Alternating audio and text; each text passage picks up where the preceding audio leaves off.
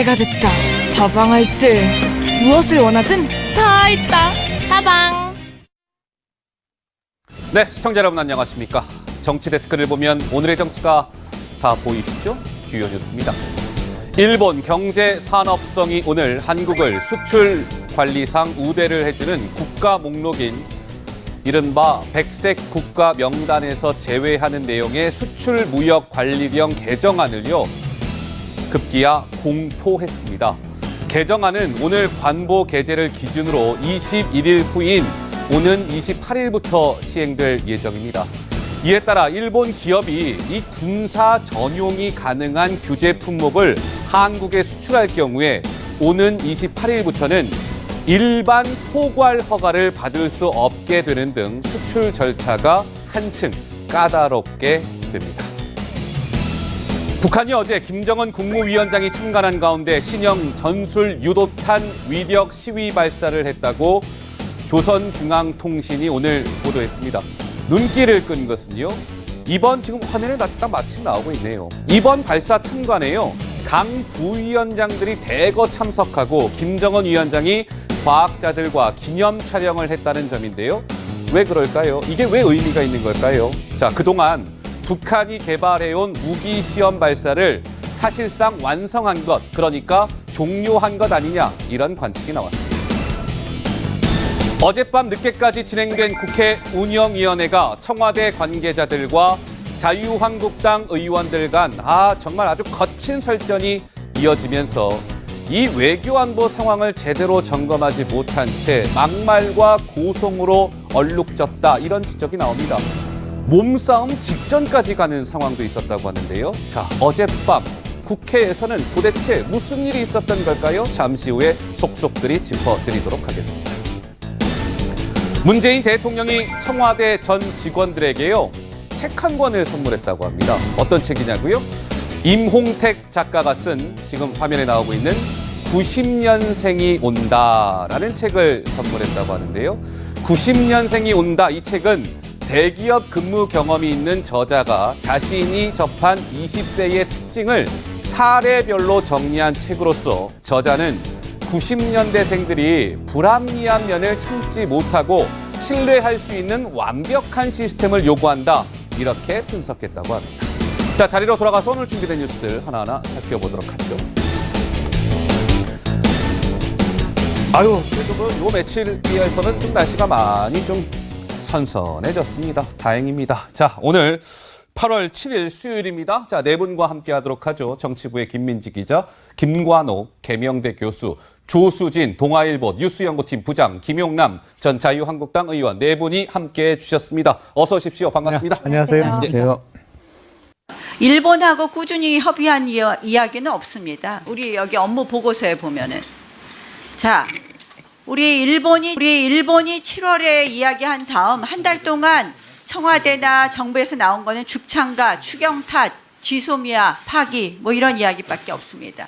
2주도 되지 않은 동안 4차례나 미사일과 방사포를 쐈습니다. 문재인 대통령은 지금 어디서 뭘 하고 있습니까? NCS 한 번도 참석하지 않고 있고, NSC 한 번도 참석하지 않고 있고. 그러니까 나경원 원내대표 같은 경우는 어제 국회 운영위에서 한 발언이죠. 예, 발언 중에 이제 우리 일본이라는 말이 나온 것이죠. 이 와중에 우리 일본이라고 표현하는 것이 과연 적절한 것이냐, 이게 단순 말실수로 볼 수 있는 것이냐, 이런 논란인 것 같고요. 황교안 대표는 오늘 아침 회의에서 국가안전보장회의 NSC를 NCS라고 얘기를 했습니다. 글쎄, 김 교수님 뭐 단순 실수로 봐야 될까요? 어떻습니까? 그러니까 무의식 중에 본심이 드러난다, 뭐 이렇게 비판하는 사람들이 있죠. 그런데 이제 제일 야당의 원내대표가 그렇게 했겠느냐, 저는 뭐 그렇게 생각을 해요. 그런데 이제 말실수가 사실은 이렇게 확산되는 이유는 나경원 원내대표가 사실은 과거에 뭐 이 자위대 행사라든가 이런 것들 과거에 참석한 그런 사례가 있기 때문에 그렇게 연동되기가 쉬운 그런 장면이 여기서 벌어진 것 같습니다. 그래서 정치인들 아까 말씀하셨지만 중진들이라든가 중진이 아닌 분들도 마찬가지죠. 국민의 대표이기 때문에 말 한마디 한마디 할 때 굉장히 조심해야 된다는 그렇게 생각이 듭니다. 알겠습니다. 자, 이번 주제는 여기까지 말씀을 나눠도 될 것 같습니다. 자, 다음 주제로 한번 넘어가 보겠습니다. 이번 주제 어떤 걸까요? 화면으로 확인해 보시죠.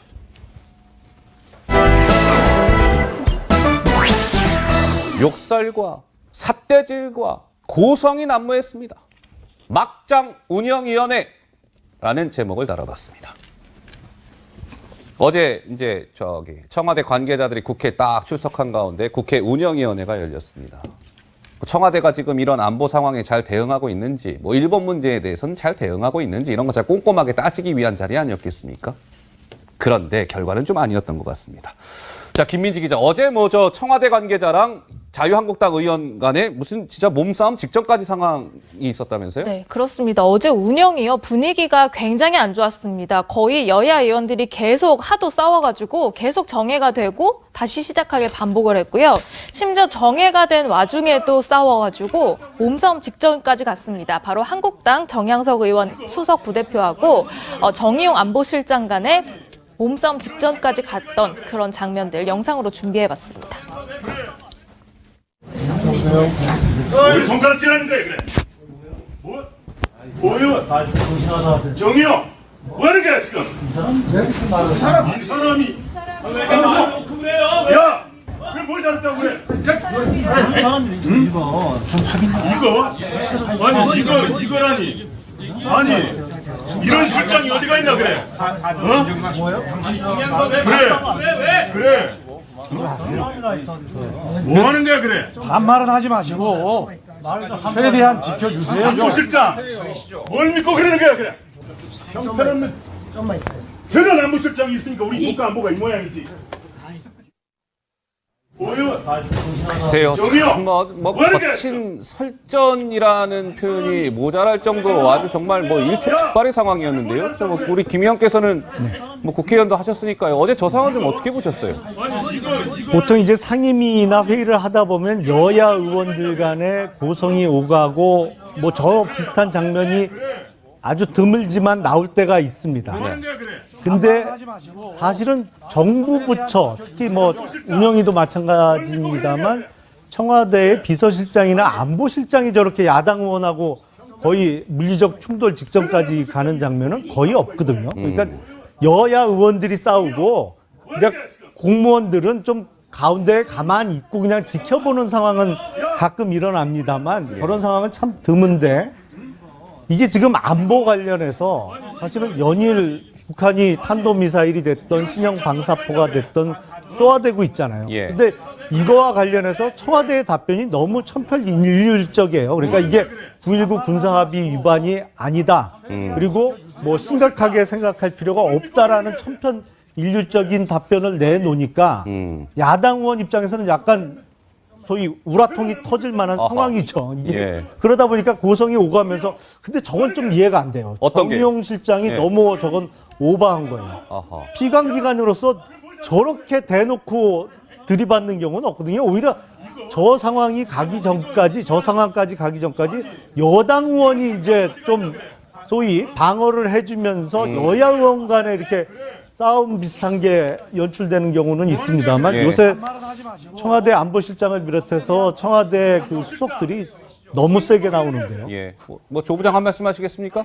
그러니까 우리가 한일 관계에서도 말씀을 드렸지만 한쪽이 감정적으로 반발한다고 해서 다른 쪽도 똑같이 감정적으로 맞붙으면 똑같은 취급을 받아요. 예. 이럴 때일수록 얼마만큼 냉정과 그다음에 품격을 잃지 않느냐. 그쪽이 승자가 됩니다. 예. 근데 지금 똑같이 보여주고 있어요. 그리고 지금 북한의 발사체가 매일 쏘아 올려졌다. 이런 속보에 깜짝깜짝 놀라는 아침이 반복되고 있거든요.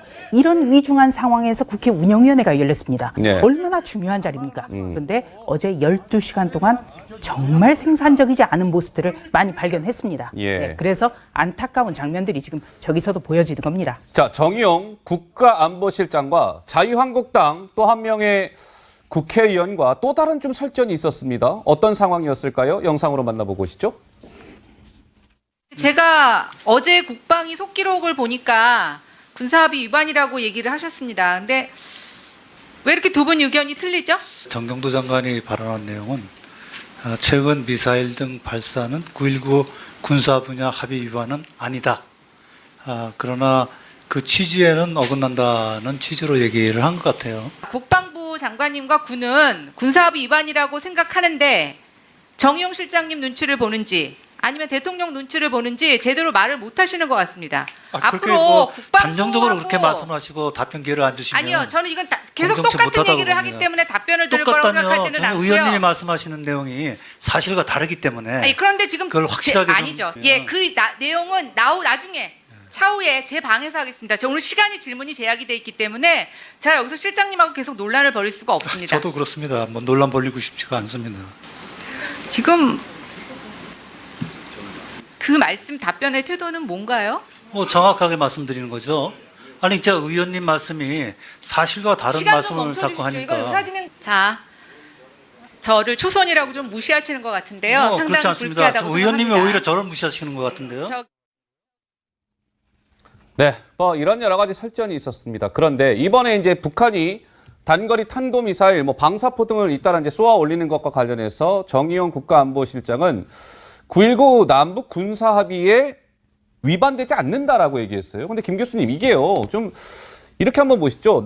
남북 군사 합의 제1조에는 남과 북은 뭐 지상, 해상, 뭐 다 모든 공간에서 상대방에 대한 일체의 적대 행위를 전면 중지하기로 하였다가 제1조에 명기돼 있는 사안입니다. 그런데 북한은 우리 남한을 향해서 뭔가 계속 지금 위협을 하고 뭔가 쏘아올리고 있는데 이 군사합의 위반이 아니다. 이건 어떻게 봐야 됩니까? 자, 이 1조가 사실 문제가 되는데 예. 이 1조에 걸리지 않을 것들은 아무것도 없습니다. 그러니까 우리가 F-35 들여오는 거, 한미연합 훈련하는 거, 내가 미사일 쏘는 거, 방사포 쏘는 거 다 여기 해당이 돼요. 적용을 하고자 하면. 그런데 이제 2항부터가 이제 2조부터가 이제 구체적으로 군사 분계선 주변에서라고 이제 지적을 해놓고 있는데 예. 이런 것들이 이제 결과적으로 1조는 뭐냐면 그런 방향으로 나가자는 거거든요. 아하. 이런 취지로 그런 목적을 향해서 남북한이 이제 가자는 거지. 그러면 지금 뭐 북한의 비핵화도 안 되고 뭐 지금 진전이 아무것도 안 되는데 우리가 무기도 안 들여오고 훈련 안 합니까? 그러니까 똑같은 상황이에요. 지금 이거는 서로 간에 그런 1조 갖고서 얘기를 하자 그러면 뭐 코에 걸면 코걸이고 계속해서 이거 굉장히 포괄적이고 추상적으로 적어놨기 때문에 사실은 뭐 위배된다고 볼 수도 있고 안 될 수도 있는 그런 장면이 있어요. 그런데 보다 구체적으로 보면 군사 분계선의 영역이 아니라 그러면 사실상 거기에 해당이 안 될 수 있다는 것이 이제 해석하기 나름인 건데 지금 이번에 군사 합의에서 만들어진 남북 군사 공동위원회라는 게 있어요. 그걸 아직 구성 못했죠. 이게 언제 처음 나오냐면 72년도에 남북 공동성명 박정희 때 만들어지고 이게 91년 남북 기본합의서 계속 이어져 나옵니다. 무슨 얘기냐면 그렇게 목표치를 정해놓고 남북한이 계속해서 노력을 하자는 그런 취지지. 큰 지향점이 그런데 담겨 있을 지금 뿐인 거죠. 야당이 예. 이걸 얘기하는 이유는 이거 실제적으로 훼손됐고 이제 지켜지지 않았으니 폐기하자. 뭐 이런 식으로 몰고 가자는 그런 취지로 저는 들려요. 그러면 한도 끝도 없습니다. 그럼 다시 2017년에 대치 상황 서로 미사일 쏘고 항모 들어오고 이런 장면으로 갈 수는 없는 거지 않습니까? 그래서 이 하나의 어떤 모멘텀을 좀 유지하고자 하는 그런 취지가 이번에 강하게 나왔다 이렇게 생각을 합니다. 예. 자, 문재인 정부의 공식 입장은 북한이 탄도미사일을 쏘든 신형 방사포를 쏘든 9.19 남북 군사합의 위반은 아니다. 이게 공식적인 입장 같습니다. 만약에 그 해석이 맞다면 그런 합의를 뭐하러 해요? 탄도미사일을 쏴도 합의 위반이 아닐 것 같으면 그 합의를 잘못한 거죠. 그거 완전히. 그런 합의가 무슨 의미가 있어요? 아무리 도발을 해도 합의 위반이 아닐 것 같으면 완전 합의를 잘못한 거죠. 정의용 실장이 제가 보기엔 글쎄 왜 우리가 말싸움을 하잖아요. 말싸움 하다가 할 말 없으면 보통 무슨 얘기가 나와요? 당신 몇 살이야? 이렇게 나오잖아요. 정의용 실장이 어제 국회 운영위에서 제가 보기엔 일부러 어깃장을 놓은 것 같습니다. 예. 이게 회의가 올해 뭐 이렇게 돌아가 봤자 어차피 답변도 궁하고 이거를 뭐 일부러 좀 방송에서 그렇습니다. 몬판을 놔서 그냥 파장으로 이끌어서 그 중간에 정회도 시키고 좀 쉬고 답변할 기회도 좀 줄이고 이러기 위해서 보통은 공직자가 저런 자세로 국회에서 상임위에 안 나서는데 여당 의원보다도 더 도발적으로 이렇게 알겠습니다. 나온 건 일부러 어깃장 놓은 것 같아요. 예. 자, 우선요. 이 김연아 의원 등 자유한국당 의원들이 공부를 많이 안 했어요. 한국당 의원들이 공부를 안 했다? 추궁을 할 때는요. 완벽하게 공부를 해서 정말 송곳질을 해야 되거든요. 가령 이렇게 물어봤어야 됩니다. 9.19 남북 군사 합의는 육해공 모든 공간에서 일체의 적대 행위를 전면 중지하기로 했다. 그런데 북한은 계속해서 탄도미사일 이런 걸 쏘아 올리면서 이것은 남측을 겨냥한 거다. 이렇게 못 박는다. 이렇다면 위반 아니냐. 이렇게 계속 물어봐야 되는 거죠. 그럼에도 불구하고 위반이 아니라고 한다면 그것이야말로 북한이나 할 법한 이야기 아니냐. 예. 그러니까 북한의 대변인 역할을 하고 있다는 비판을 받는 거다. 이렇게 추궁을 했다면 좀 상황이 달라졌을 알겠습니다. 것 같아요. 예. 그리고 또 한 가지는 정의용 안보실장 같은 경우는 17대 국회 때 국회의원도 했습니다. 열린우리당 의원도 했어요. 그러면 운영위에서 대통령 안보실장이 어떻게 답변해야 되는가는 누구보다 잘 알고 있습니다. 그런데 너무나 지금 의원들의 말 한마디에 민감하게 반응을 하면서 다 반박을 해요. 그건 잘못된 거죠. 예. 그리고 지금 북한이 뭐 우리 대통령에게 오지랖 넓은 중재자 촉진자 역할을 하지 마라. 그런 막말을 일삼아요. 그런데도 우리 정부는 아무 말도 안 합니다. 왜 이렇게 제1야당한테만 무슨 질문에 일일이 다 반박하면서 화까지 내는 이런 모습이 어떻게 보면 북한에 대한 대응과는 너무나 다르기 때문에 또 슬픈 측면이 있습니다. 알겠습니다. 어제 운영위원회에서는요. 최근 북한이 뭔가 쏘지 않았습니까? 13일 동안 4차례인가 쐈을 텐데요, 최근. 이런 것과 관련해서 우리 대한민국의 위험 요소가 됩니까? 안 됩니까? 이런 부분에 대한 질의응답도 있었습니다. 자, 관련 영상 보고 오시죠. 오늘 아침에 NSC 회의 참석하셨죠? 이 도발 어떻게 예측이 됐었습니까? 동향을 아주 긴밀히 주시하고 있습니다. 자, 그러면 차후에 또 도발이 예상됩니까? 그런 가능성은 늘 있다고 저희가 보고 있습니다. 가능성이 있다. 자, 이 도발은 우리에게 어떤 의미가 있습니까? 우리 국민의 생명과 재산, 우리 국가에 대한 중대한 위협으로 인식하고 계십니까? 북한의 이런 yes, no로 해주세요. 그렇게 간단히 위협으로 생각 안 하십니까? 큰 위협은 아니라고 봅니다. 우리 어느 지역도 이렇게 타격할 수 있는 무기인데 우리가 심대한 현실적인 위협으로 느끼지 않는단 말입니까? 충분히 대응 능력과 요격 능력을 갖추고 있고 또 그러한 능력을 더 강화해 나갈. 북한의 이딴 무력 도발에 우리 그럼 남한의 위협으로 생각 안 하십니까? 라더니 정의용 국가안보실장이 큰 위협은 아니라고 봅니다라고 답했습니다. 김 교수님 어떻게 들으셨어요? 위협이죠. 큰 위협이에요.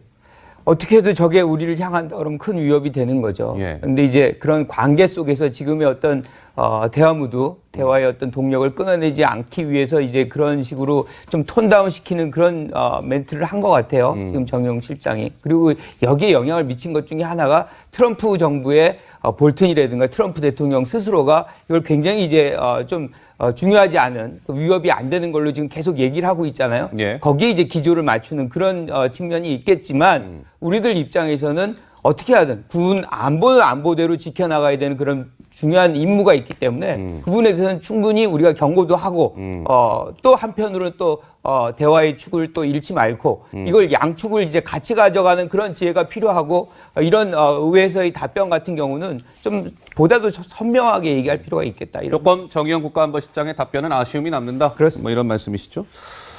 자, 어제 좀 이렇게요.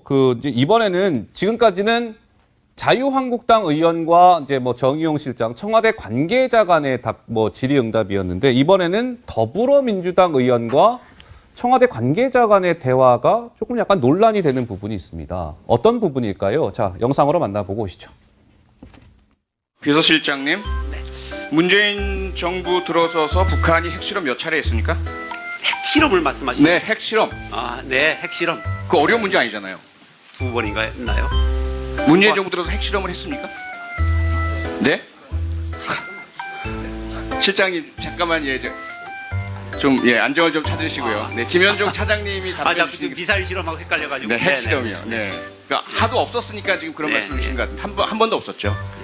중장거리 탄도미사일 발사 또는 ICBM 발사 몇 차례 있었습니까? 그것이 한 차례도 없었죠. 네, 그렇습니다. 네. 그러니까 없는 것을 말씀하시기 이렇게 힘드신 것 같아요. 우선 2017년 9월에 그 핵실험은 한 번 있었었고요. 2017년 9월에요. 제가 그걸 망각하고 있었네요. 그러니까 결국에는 보자면 이런 것 같습니다. 그러니까 대통령 비서실장도 그렇고 국가안보실 차장도 그렇고 이 결국에는 문재인 정부 들어서 북한이 핵실험을 몇 번 했는지 대륙간 탄도미사일이라고 일컬어지는 ICBM을 몇 번 발사했는지를 모르고 있었다는 얘기입니까, 그러면? 그러니까 이게 왜 보기 싫은 거는 아예 이 세상에 존재하지 않는 것처럼 생각이 되나 봐요. 그러니까 북한이 핵실험을 글쎄 할 리가 없다고 생각을 해서 저런 그 답변과 질문이 나올 수 있는 건지 모르겠습니다. 지금 사실은 표창원 의원만 해도 그렇고 지금 청와대 관계자들도 그렇습니다만 아예 신문을 안 보고 사나요? 이게 핵실험은 한 차례 있었던 게 맞습니다. 근데 지금 하도 연일 북한이 그 중거리나 단거리 미사일을 쏘고 해서 이게 어제 뉴스인지 3일 전 뉴스인지 헷갈린다는 거 아니에요? 국민들께서. 네. 하도 연일 쏴대니까. 근데 뭐 없었다는 전제하에 저런 얘기를 그것도 국회 운영위에서 주고받을 수 있다는 게 글쎄요. 보기 싫은 거는 아예 이 세상에 존재하지 않는 것 같습니다. 지금 정부 여당에게 있어서는. 알겠습니다. 조 부장. 예. 네. 저 장면과 관련해서 참 네티즌들이 많은 평가를 쏟아냈는데요. 제가 가장 눈여겨본 평가가 그런 거였어요. 그러니까 테스트 없이 개그 콘서트 진출이다, 저건. 네. 그러니까 뭐냐면은 여기 보면 지금 표창원 더불어민주당 의원이나 노영민 대통령 비서실장이 북한의 핵실험이라든지 ICBM, 대륙간 탄도미사일 발사라는 이런 엄중한 안보 상황에 대해서 전혀 모르고 있다는 게 고스란히 정말 여과 없이 다 드러났거든요. 예. 네. 그런데 바로 이런 점 때문에 대통령이 NSC 주재도 하지 않고 그리고 또 정의용 안보실장만 해도 큰 위협이 아니라고 본다. 이렇게 답변하는 거. 모든 수수께끼가 여기서 풀립니다. 아하. 그러니까 전혀 지금 위협이 아니라고 생각하기 때문에 이런 장면들이 노출된 거죠. 네. 그런데 중요한 것은 노영민 대통령 비서실장의 전직 바로 주중대사입니다. 주중대사. 주중대사를 하는 동안에 6차 핵실험, 2007년 9월에 있었던 6차 핵실험도 있었고 그다음에 세 차례의 ICBM도 발사가 됐어요. 어허. 이런 것들을 가장 먼저 기민하게 챙기는 사람이 주중대사거든요. 북한과의 관계. 예. 또 중국이 어떻게 하면 북한과 같은 편을 들지 않을까. 이것 때문에 신경을 곤두세운 자리가 주중대사인데 노영민 대통령 비서실장은 그러니까 주중대사 때부터도 일을 안 했다는 얘기밖에 안 되는 거예요. 어허. 그래서 굉장히 심각한 거죠, 이거는. 예. 네. 알겠습니다. 노영민 대통령 비서실장 얘기가 나와서 말인데요. 자, 김민지 기자, 어제 노 실장이 한 야당 의원과 아주 거친 설전을 벌였다는데 어떤 상황이었습니까? 그러니까 곽상도 의원하고 질의하는 대답하고 하는 과정에서 있었던 일인데요. 곽상도 의원이 문재인 대통령의 변호사 시절에 고 김지태 씨의 유족들의 소송을 맡았었는데 어떤 소송 사기에 가담한 것 아니냐 이런 의혹을 제기했습니다. 이 말을 듣고는 발끈해서 의원에게 조금 격앙된 반응을 보였는데 일단 어떤 모습인지 영상으로 확인해 보시죠. 대통령께 제가 안 그래도 이제 질문하고 싶은 게 그거였어요. 대통령께 얘기 좀 물어보세요. 거기 가담하셨는지 물어보실 겁니까? 그 지금 말씀하신 것에 대해서 책임지실 수 있으십니까? 그럼요. 여기서 말씀하지 마시고 저기 정론관 가서 말씀하세요. 아니 사태질 하지 말고 정론관에서 얘기했어요. 알았어요. 정론관 가서 말씀하시라고. 아니 뭐야? 조용히 해주시고요. 그잖아요. 자신이 있으시면 네 정론관 가서 말씀하세요. 언제든지 얘기할 수 있어요. 아니면은 아니라고 말씀을 하시면 되잖아요. 청와대에서 그 말씀 해달라고 지금 말을 한 겁니다. 정론관 가서 얘기하라고 의원한테 윽박 지르고 이런 게 청와대입니까 이게? 자, 이제 저게 이제 논란이 되니까 이제 정회가 됐어요. 급기야 회의가. 정회가 되고 나서 다시 속개된 이후에 이제 노 실장이 원만한 회의가 이루어지지 못한 것에 대해 유감을 표명합니다. 발언을 취소하겠습니다. 하면서 회의가 다시 시작되기는 했습니다만 저게 김 교수님 어제 어떤 상황이었습니까? 전 질의가 잘못됐다. 저는 이렇게 생각합니다. 아하. 지금 어제 운영위의 가장 중요한 거는 일본과의 경제 전쟁에 대해서 어떤 대책이라든가 뭐 이런 문제점 파악이라든가 거기다가 북한의 어떤 안보 도발 뭐 이런 것들에 대한 어떤 청와대의 대책 뭐 이런 것들을 추궁하고 물어보고 뭐 이런 자리인데 거기에서 전혀 상관이 없는 그런 이슈를 끄집어내서 이렇게 정해를 만들고 이게 국가 이익에 전혀 도움이 되지 않는 거거든요. 그리고 저는 그 노영민 실장의 얘기가 맞다고 봐요. 지금 곽상도 의원이 주장하는 것 중에 하나가 문 대통령이 변호인 시절에 김지태 씨의 뭐 친일 명부에서 김지태 씨를 뺐다. 뭐 그것이 사실이라면 진짜 정로원 가서 얘기를 하고 예. 보통의 사람으로서 그 권리를 지금 국회의원으로서의 권리를 통해서 숨지 말고 예. 평범한 시민으로서 자기 주장을 해서 법적인 심판을 받고 그걸 재판을 통해서 규명을 해야 되는 거거든요. 그런데 이 아까운 굉장히 위급한 이런 상황에서 우리의 국민들이 다 지켜보는 이 장면에서 저런 사안을 갖고서 여기서 한다. 이건 굉장히 어떻게 보면 정치 공세에 불과하다 이렇게 생각합니다. 예. 자, 이게 뭐 전혀 상관없는 이슈가 전혀 아니고요. 지금 경제전쟁의 방아쇠를 아베 총리가 당긴 건 맞습니다.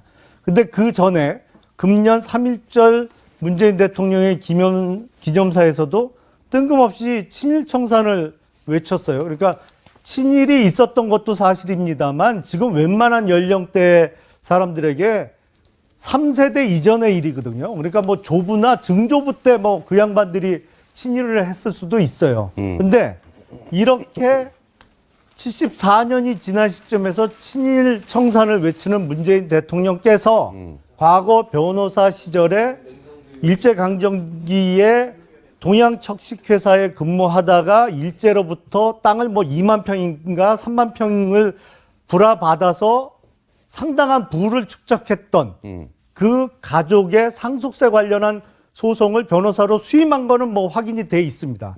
그리고 그 소송을 이겨서 상속세 등을 수백억 원 절약해 준 것도 맞아요.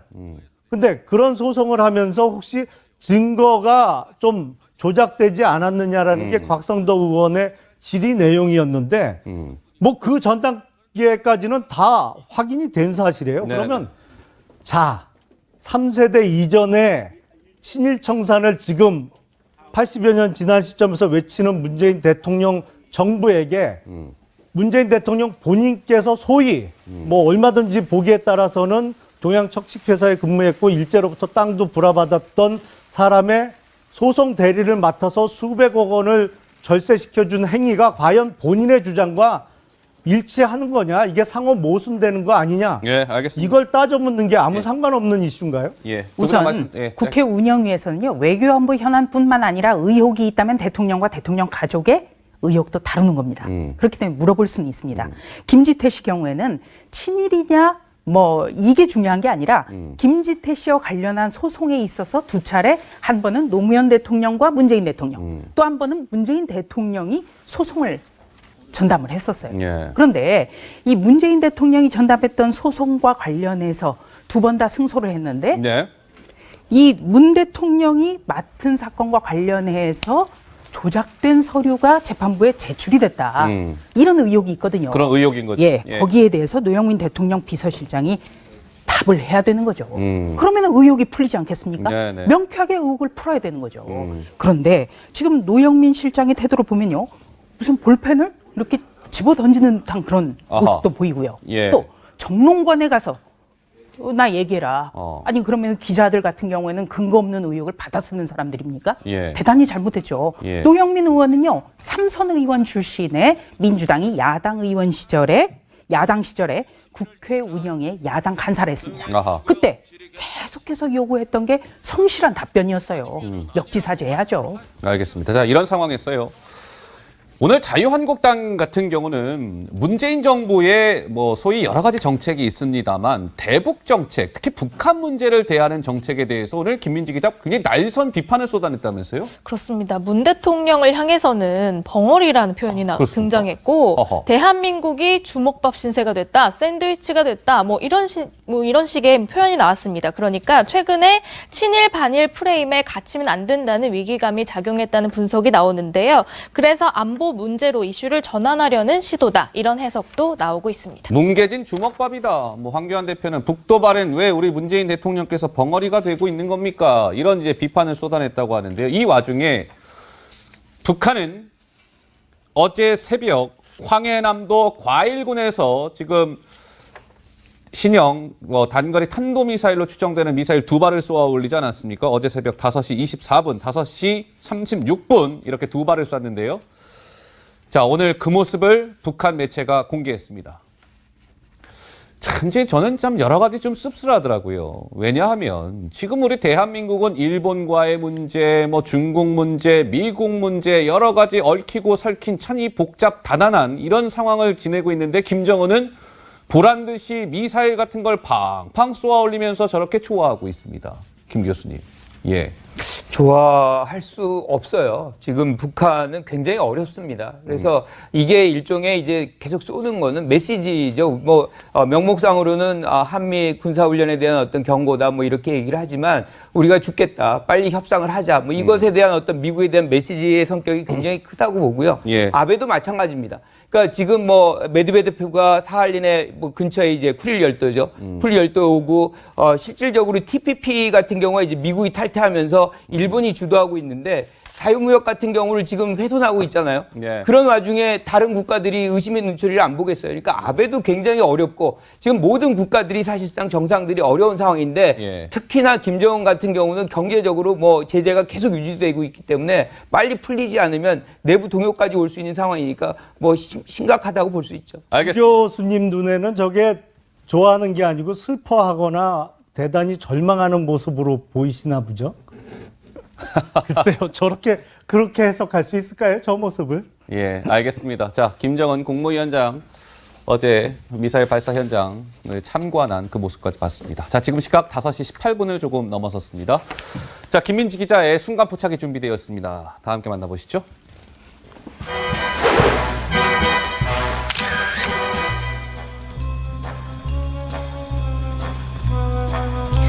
네, 파란 배경, 민주당 회의실에 걸린 현수막의 모습입니다. 안중근 의사의 손도장과 함께 직접 쓴 독립이라는 글귀가 걸렸습니다. 온 국민의 총의는 다시는 지지 말자, 다시 한번 이겨내자로 고양되고 있습니다. 우리 국민이 주장하는 길은 쇄국이 아니라 애국의 길이며 위정척사가 아니라 자립의 길입니다. 민주당 현수막에 있는 여야가 따로 없다는 문구. 잠깐만요. 이 비슷한 말은요, 한국당 현수막에도 있습니다. 뭉치자 대한민국이라는 말과 함께 안보에는 너나 없다 이렇게 쓰여 있네요. 이제 백보드 바꾸신 의미가 오늘 바뀐 백보드의 그 내용이 뭐죠? 안보에 너나 없다. 그 부분에 관해서는 어쨌거나 우리가 최선을 다해서 지켜야 될 일들 아닙니까? 여다, 야다 이런 거 따지기 전에 더 큰 틀에서 우리 안보를 생각해야 된다. 그런 취지로. 민주당과 한국당 모두 여야 없다, 너와 내가 없다 이렇게 외치고 있지만요. 민주당은 일본 문제에, 한국당은 안보 문제에 방점을 찍고 있습니다. 지난 4월입니다. 나경원 자유한국당 원내대표와 유승민 바른미래당 의원이 악수를 나눴습니다. 국회 패스트트랙 정국에서 두 사람은 사법개혁특위 회의에 반발하면서 함께 목소리를 냈었는데요. 나경원 원내대표가 한 언론과의 인터뷰에서 유승민 의원에게 러브콜을 보냈습니다. 유승민 의원과 통합을 안 하면 한국당의 미래는 없다. 유 의원이 한국당으로 서울에 출마하면 좋겠다. 이렇게 말한 겁니다. 그 시점을 두고 손학규 대표의 퇴진 이후라고 꼽았는데요. 손학규 대표의 반응은 이렇습니다. 구체적인 얘기가 많이 진행되고 있구나 하는 걸 느꼈습니다. 그렇지 않고서 어떻게 원내대표가 그런 얘기를 해요. 그러니까 유승민 대표도 이제 솔직하게 얘기를 해야죠. 유승민 대표 만날 계획 없으세요? 내가 만나자고 했는데 먼저 답이 없네요. 예, 내가 전화도 하고 문자도 보냈었어요. 손학규 대표는 그제 유 의원을 향해서 나가려면 혼자 나가라 이렇게 강하게 경고한 바 있죠. 나경원 원내대표발 보수 통합 시나리오에 바른미래당 지도부에서는 스토킹이니 망언이니 하는 격앙된 반응이 나왔습니다. 네, 저는 따로 드릴 말씀 없습니다. 나경원 원내대표랑은 따로 전혀 드릴 말씀 없습니다. 예, 접촉한 적도 없습니다. 전혀 한국당 측하고도 전혀 따로 논의하거나 그런 적 없다는 거죠? 예, 전혀 없습니다. 예, 다음에 봅시다. 하지만 당사자인 유승민 의원은 정작 할 말이 없다는 입장만 반복하고 있습니다. 가상현실 체험용 안경을 쓴 이해찬 더불어민주당 대표입니다. 오늘 한국관광공사를 찾은 이해찬 대표의 모습 보고 오시죠. 안경들을 실제 체험하실 수가 있고 국립공원을 직접 감상하실 수가 있습니다. 뭐 보이세요? 그냥 움직이네. 여기다가 팥죽을 맛있어. 국내 관광을 더욱 활발하게 일으키는 것이 매우 중요하다고 생각을 하고 있습니다. 우리나라 사람들도 국내에서 관광을 하고 또 외국인도 많이 관광을 오시도록 하는 게 매우 중요합니다. 이해찬 대표는 일본 여행 보이콧 움직임과 맞물려서 이 국내 관광의 활성화를 강조했지만요. 여행업계로부터 쓴소리도 들어야 했습니다. 장관님을 잠깐 배웠는데 아직 휴가도 못 떠나시고 우리 대표님도 휴가를 못 가셨죠. 대통령께서도 휴가를 안 가신다 그러는데 대통령께서 안 가시고 이러니까 관광 활성화가 국내 관광 활성화가 더욱더 안 되는 것 같으니까 일부에서 지금 민간 교류를 좀 정치적 외교적인 이런 문제로 인해서 지방자치단체에서 금지를 하고 안 가겠다고 그러고 청소년 교류를 막고 이러고 있습니다. 과연 이것이 도움이 될까요? 하는 부분입니다. 정치 외교적인 문제로 해서 민간 교류까지 막고 있는 이러한 부분들은 좀 자제를 해주셨으면 좋겠다는 말씀이고요.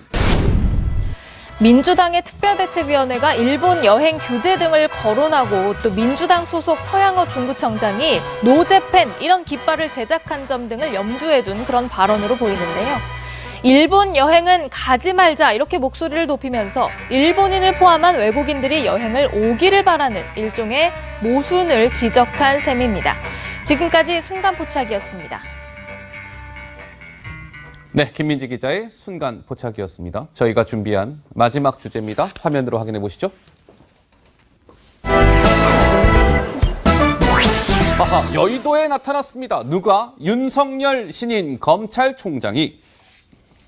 자, 오늘 이제 검찰총장에 윤석열 검찰총장이 임명이 된 이후에 오늘 국회에 윤 총장이 김민지 기자 어떻습니까? 처음으로 모습을 드러낸 거 아닙니까? 그렇습니다. 일단 그 신임 검찰총장으로 된 이후에 인사차 방문을 한 겁니다. 일단 문희상 국회의장실을 방문해서 인사를 나눴는데요. 윤 총장의 아버지에 대한 이야기도 나누면서 서로 그 이야기를 주고받았습니다. 그 모습 잠깐 보고 오시죠. 여러 가지로 부족해서 정말 의장님께서 좀 많이 지도를 좀 해주십시오. 모르는 게 없다고 다 알려져 있더라고요. 모든 거에 다 봤다고. 아버님 건강 어떠세요? 좋으십니다. 그분도 충청도분이니까 충청도분이면 양반이라고 그래요. 네, 윤 총장이 이제 문희상 국회의장을 만났는데요. 문 의장이 윤 총장한테 선물을 하나 했다고 하네요. 지금 저기 화면에 보여지고 있는 족자입니다. 족자. 뭐라고 쓰여져 있을까요? 파사현정이라고 쓰여져 있죠. 파사현정. 불교 용어죠, 불교 용어. 예, 그릇된 것을 깨고 바른 것을 드러낸다. 지금 그래픽 화면도 나오고 있습니다. 파사현정. 저 붓글씨는 문희상 국회의장이 또 취미가 서예라네요. 그래서 본인이 직접 저렇게 붓글씨로 파사현장을 적은 족자를 윤 총장에게 선물했습니다. 저때까지는 좀 분위기가 좋았습니다. 그런데 윤 총장이요, 오후에는 손학규 바른미래당 대표를 만났는데 약간은 오전 문희상 의장을 만났을 때와는 사뭇 달랐다고 합니다. 먼저 손학규 대표와 윤 총장의 만난 모습 영상으로 잠깐 보고 오시죠. 우리 검찰총장님 인기가 대단하십니다. 이제 많은 분들이 신임 인사차 이리 오세요.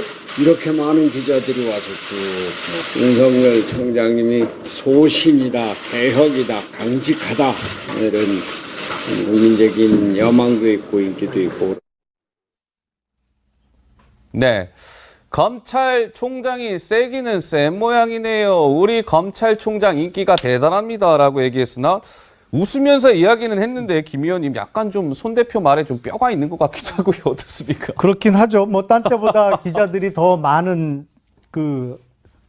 모였던 모양입니다. 근데 이게 원래 검찰총장이 제 생각으로는 저러면 안 되거든요. 왜 저러면 안 돼요? 정치인들 만나고 저렇게 너무 밀접하게 접촉을 하면 안 돼요. 이게 언제라도 수사를 하게 될 입장이 될지 모르잖아요. 그리고 정치인들은 언제라도 수사 대상이 될 수 있는 거고 지금 수사 대상인 정치인들도 실제로 많고요. 저런 거 하지 말라고 검찰총장은 한 발 뒤에 좀 물러서 있고 국회 상대하는 거는 법무부 장관이 하라고 제도를 다 만들어 놨는데 이 정부 들어서 전임 문무일 총장 때부터 저렇게 검찰총장이 국회 찾아서 정치인들 직접 만나고 이러고 있는데 글쎄 결코 바람직해 보이지 않습니다. 그리고 이번에 검찰 인사에 대해서 잠깐만 말씀을 드리면 이렇게 사심으로 가득 찬 인사는 제가 처음 봤습니다. 저도 검사로도 한 15년 근무하고 나와서도 한 25년째 이렇게 검찰 인사를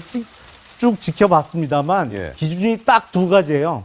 하나는 문재인 정권에서 바라는 수사 결과를 내놨냐, 반대의 수사 결과를 내놨냐고, 두 번째 기준은 윤석열 총장하고 친하냐 안 친하냐, 딱 두 가지 기준 이외에는 어떠한 방법으로도 해석할 수 없는 인사안을 내놓다 보니까 검찰 인사 발표하고 나서 지금 사표 낸 검사가 한 60여 명 정도 되는데 이런 경우가 없었거든요. 알겠습니다. 예, 뭐 역시 이제 이건 김 의원님 개인 의견 주신 거죠? 제 개인 의견입니다. 개인 의견이시고요. 개인 의견이지만 저도 공감해요. 알겠습니다. 네. 예. 자, 근데 김민지 기자, 오늘 저 손 대표랑 윤 총장 만났는데 손 대표가 약간 윤 총장한테 뭐라 그럴까요? 약간 따끔한 뭐 지적도 했다면서요? 그렇습니다. 처음에는 뭐 덕담도 주고 받긴 했지만요. 방금 전에 김 의원님께서 말씀하신 그런 지점들을 따끔한 뭐 지적을 또 같이 했습니다. 영상으로 만나보고 오시죠. 윤 총장에 대한 기대가 큰 만큼 또 우려도 또 커지는 것 같아요. 최근에 총장 취임하시고 인사 후에 60명 넘는 중견간부 이상 검사들이 사표를 냈다고 하는데 이제 혹시 흔히들 얘기하는 대로 이 정권에 적극적으로 협조한 사람은 중용을 하고 또 이 정권 쪽에 대해서 수사를 한 사람은 한쪽으로 좌천이 됐다 이런 얘기가 있는데 그러니까 손 대표는 윤 총장한테 기대만큼 우려도 커집니다. 정권에 협조하는 사람은 임명하고 수사한 사람은 좌천된다는 얘기가 있습니다. 아까 뭐 김 의원님도 말씀을 주셨습니다만 어쨌든 손학규 대표가 윤 총장한테 뼈 있는 한마디를 남기기도 했습니다. 자, 윤석열 검찰총장 얘기가 나왔으니까요. 이번에는 이제 차기 법무부 장관으로 유력시되고 있는 조국 전 대통령 민정수석 얘기를 해보겠습니다. 김민지 기자, 조 전 수석이 서울대 학생들한테 막 뭐라고 한 모양이죠? 네, 학생들이 뭐 교수직을 사퇴하라 이런 목소리를 높인 바 있잖아요. 거기에 대해서 또 SNS로 대응을 했습니다. 뭐라고 했냐면요. 선생님은 학생을 비난하지 않습니다. 그런데 서울대 안에 태극기 부대와 같이 극우 사상을 가진 학생들이 움직이고 있다고 생각하는데 그게 안타깝다 이렇게 올렸습니다. 그러니까 본인을 비판한 학생들을 극우 사상을 가진 학생들이라고 표현하면서 비판을 우회적으로 한 겁니다. 조 부장 어떻게 보셨습니까? 참 안타깝죠. 우선 팩트도 틀렸어요. 사실관계가. 극우라는 건요.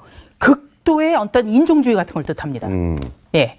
그래서 나치즘이라든지 파시즘 같은 게 이제 극우주의인 거예요. 그래서 어떻게 보면 태극기 부대가 박근혜 전 대통령을 맹신한다. 이런 성향이 있긴 하지만 극우라고 보긴 좀 어렵고요. 그리고 또 한 가지는 자신과 생각이 다르지 않다고 어떻게 보면 제자들 아니겠습니까? 제자들을 향해서 극우 사상을 가지고 있다. 이게 말이 됩니까 이게? 이분법으로 재단하지 말자고 본인이 책도 썼잖아요. 사상과 양심의 자유. 네, 그 책으로 조국 전 민정수석이 일약 지식인의 표상이 됐어요. 그 책으로. 그래서 모든 사람에게 어떤 이분법으로 가르지 말고 우리가 포용하자. 다른 사람의 의견도 존중하자라는 책 내용입니다. 그런데 본인은 생각이 다르면 반일이라고 몰아붙이고 또 생각이 다르면 극우라고 몰아붙이고 이거는 어떤 전직 민정수석이나 또 어떤 그 잠정적인 법무부 장관 이런 걸 다 떠나서 예. 지식인으로서는 정말 맞지 않는 행동이다. 예. 이렇게 정리할 수 있겠습니다. 저기 자료 화면에도 나옵니다만 얼마 전에 이제 폴리페서라는 비판에 대해서 예. 앙가주망, 그러니까 뭐 프랑스어입니다만 사회 참여는 지식인의 의무다. 그래서 나는 정치에 계속 깊게 관여를 해야겠다라고 얘기를 했어요. 근데 문제는 저 앙가주망이라는 것은 사실은 어떤 사회의 모순에 대해서 지식인이 참지 말고 그거에 반기를 들고 문제를 지적하고 맞서는 의미에서의 사회 참여지. 조국 전 수석은 지금 문재인 정권 들어서 갖고 민정수석에 좀 있으면 법무부 장관에 완전히 완장차고 지금 꽃길만 걷고 있는데 그거는 앙가주망이 아니에요. 그거는 꽃길 걷는 거지. 그거는 본인의 손해를 무릅쓰고도 사회의 부조리에 맞서는 지식인의 의무로서의 사회 참여지. 그러니까 저는 아무리 봐도 조국 전 수석이 하는 얘기나 이 행동을 보면 지식인하고는 아무리 봐도 거리가 너무 먼데 왜 본인 스스로 본인을 자꾸 지식인이라고 하는지 그것도 참 꼴불견입니다. 예, 알겠습니다. 자, 조국 전 수석. 어제는 소셜미디어에 일본과 관련된 또 글을 올렸는데요. 이런 또 글을 올렸습니다. 이게 눈길을 끄는 건 뭐냐면요. 조국 전 수석이 일본어로 올렸다는 거예요. 소셜미디어에. 일본어로 올렸는데, 자, 일본어로 올린 거 보이시죠? 근데 이제 우리가 이제 한글로 조금 이제 다시 번역을 하자면, 이순신 정신, 의병과 독립군의 경험은 한국인의 DNA 가운데 녹아 있습니다. 김 교수님, 조국 수석이 이제는 일본어로까지 SNS에 올리는 건 뭘까요? 좀 굉장히 또 적극적이 됐네요. 그러니까 이거를 국내 한글로 쓰면 또 한글로 또 얘기를 해가지고 뭐 메시지를 여러 가지로 해석을 하니까 아예 그냥 일본말로 써서 이것에 관해서는 일본 사람들이 주로 듣는 그런 어떤 목적을 갖고서 쓴 것 같아요. 근데 거기에 이제 내용은 가장 중요한 거는 우리는 뭐 아무래도 이순신 장군이 뭐 일본을 무찌르는 그런 경험이 있기 때문에 그런 어떤 결기와 그런 의지로서 우리는 물러서지 않을 것이라는 메시지를 일본에게 던져주고 싶었던 것 같습니다. 근데 이제 문제는 저는 고위공직자들이 이렇게 SNS로 지속적으로 이런 것들을 할 때 나타나는 부작용들이 있어요. 그러니까 우리가 트럼프 대통령 같은 경우도 항상 보좌진들이 긴장하잖아요. 왜냐하면 이제 SNS상에서 어떤 일이 벌어질까. 근데 이런 경우도 마찬가지 실수라든가 이런 것들이 있을 수가 있어서 그렇기 때문에 우려를 하는 건데 조금 좀 자제를 하시는 것도 바람직하다 이런 생각이 듭니다. 네. 알겠습니다. 저는요, 이 페이스북에 옳은 얘기를 썼어요. 조국 전 수석이. 옳은 얘기를 썼습니까? 일본 정부에는 반대하지만 일본인에게는 우호적으로 친절하게 맞겠다. 좋은 얘기죠. 이렇게 가야 되는 거죠. 그런데 의문점이 생겨요. 그렇다면 처음부터 죽창가 올리고 왜 선동을 했을까? 앞뒤가 맞지 않는 행동인 거예요.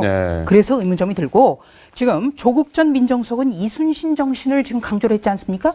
이순신 정신은 뭡니까? 바로 지피지기면 백전불퇴. 그러니까 적을 알고 싸워야 우리가 이길 수 있다는 거예요. 그런 의미에서 우리 정부가 얼마만큼 준비가 됐으며 또 그 준비 과정에서 조국 전 민정수석은 어떤 역할을 했는가 이 부분에 대해서 본인부터 반성을 할 필요가 있다. 이렇게 조언을 드립니다. 알겠습니다. 조국 전 수석 얘기까지 해봤습니다. 어느덧 시간이 다 됐습니다. 저는 60초 1분 후에 다시 돌아오도록 하겠습니다.